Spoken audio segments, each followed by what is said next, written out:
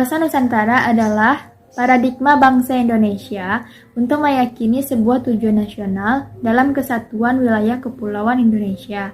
Secara etimologi, wawasan Nusantara berasal dari kata wawas yang artinya melihat dan nusa berarti kepulauan.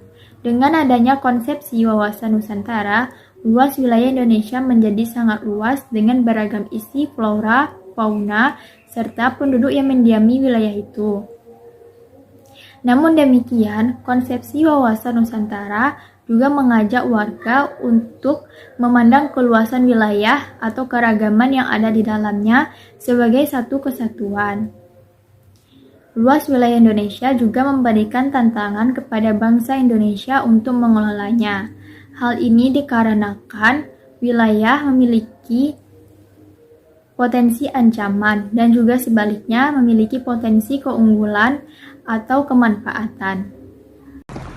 Wawasan Nusantara telah menjadi landasan visional untuk kesatuan wilayah dan persatuan bangsa. Upaya perkokohan kesatuan wilayah dan persatuan bangsa ini terus-menerus dilakukan.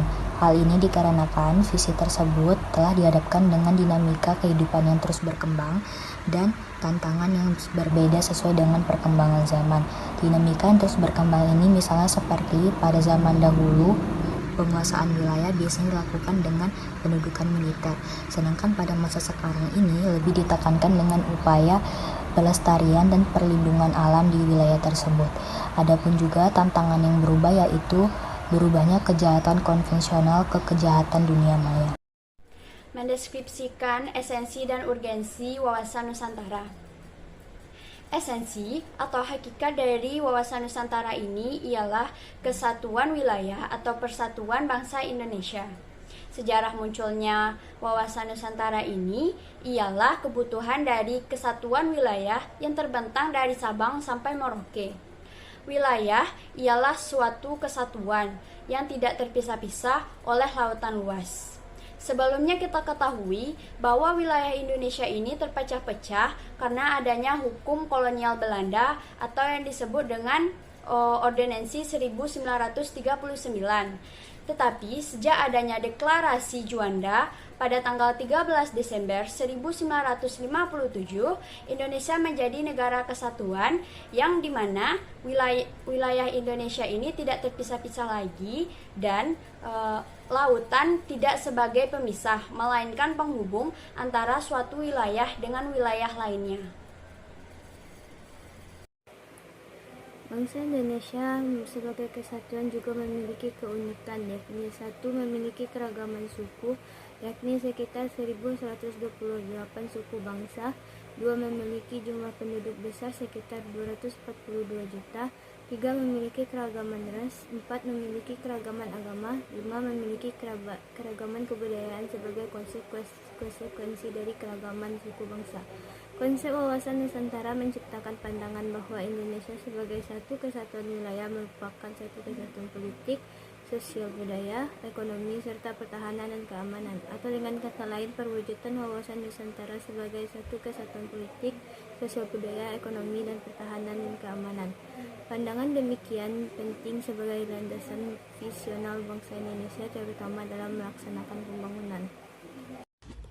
Yang pertama, perwujudan Kepulauan Nusantara sebagai satu kesatuan politik memiliki makna, yaitu bahwa bangsa Indonesia terdiri dari berbagai suku dan berbicara dalam berbagai bahasa daerah, serta memeluk dan meyakini berbagai agama dan kepercayaan terhadap Tuhan Yang Maha Esa, harus merupakan satu kesatuan bangsa yang bulat dalam arti yang seluas-luasnya. Yang kedua, perwujudan Kepulauan Nusantara sebagai satu kesatuan ekonomi yang memiliki makna bahwa kekayaan wilayah Nusantara, baik potensial maupun efektif, adalah modal dan milik bersama bangsa, dan bahwa keperluan hidup sehari-hari harus tersedia merata di seluruh wilayah tanah air. Yang ketiga, perwujudan Kepulauan Nusantara sebagai kesatuan sosial budaya. Kehidupan bangsa terdiri dari berbanyaknya suku dan budaya yang berbeda-beda antar tiap daerah, yang nantinya akan menjadi satu kesatuan pada suatu negara. Yang keempat, perwujudan Kepulauan Nusantara sebagai suatu kesatuan pertahanan dan keamanan. Dalam satu negara, jika terjadi ancaman pada satu daerah atau wilayah, maka termasuk pada ancaman pada suatu negara tersebut, yang kemudian ancaman itu harus diatasi oleh setiap negara itu. tiap-tiap warga negara memiliki hak dan kewajiban untuk melindungi negaranya dari ancaman tersebut, yang nantinya terciptanya keamanan dan ketentraman dalam satu negara.